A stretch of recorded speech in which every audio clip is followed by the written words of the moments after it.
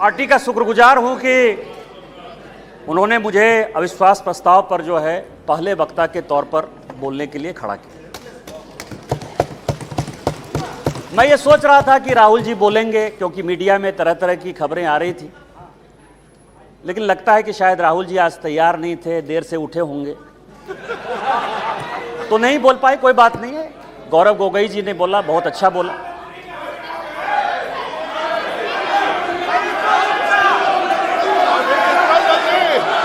Speaker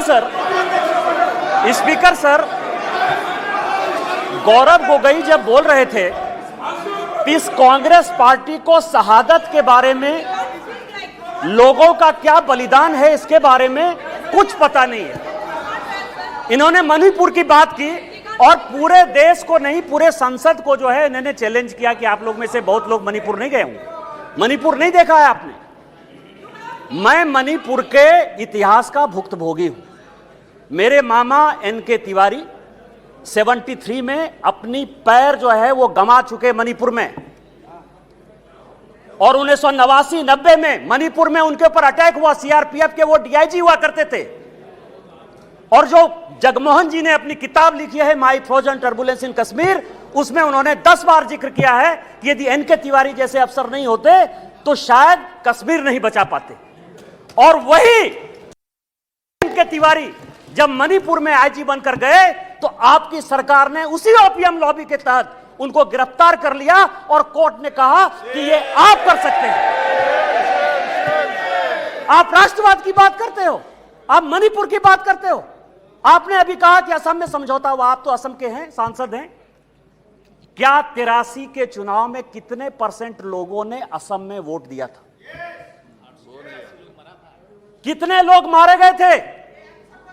और जब आपने all India Assam students union के साथ समझौता किया तो उस समझौते का एक पार्ट था कि यह सरकार जो है हटाई जाएगी, आपकी सरकार खत्म की जाएगी। क्या वो समझौते का पार्ट नहीं था? मैं तो माननीय गृह मंत्री जी को कहूंगा कि वो समझौते का जो पूरा प्रारूप है इस सदन के अंदर जब अपना जवाब दें तो शायद वो जवाब देंगे।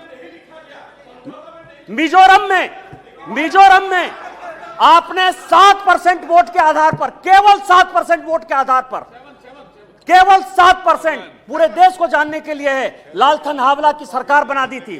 और इसीलिए जब लाल डेंगा के साथ सरकार बनाई आपने, जब उनके साथ समझौता किया तो 7% के साथ आप उसको डेमोक्रेसी चलाने देते।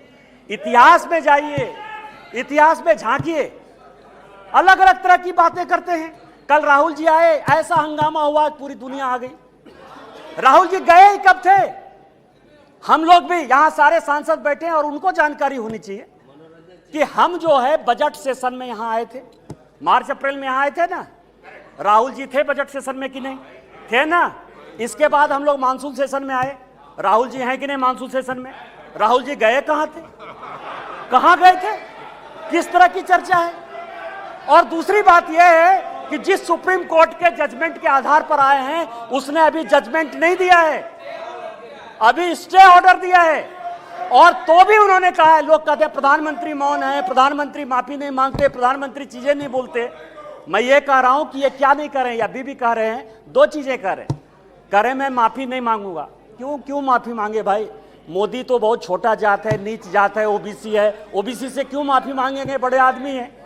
और दूसरी बात यह है कि सावरकर नहीं हूं मैं, सावरकर नहीं हूं मैं।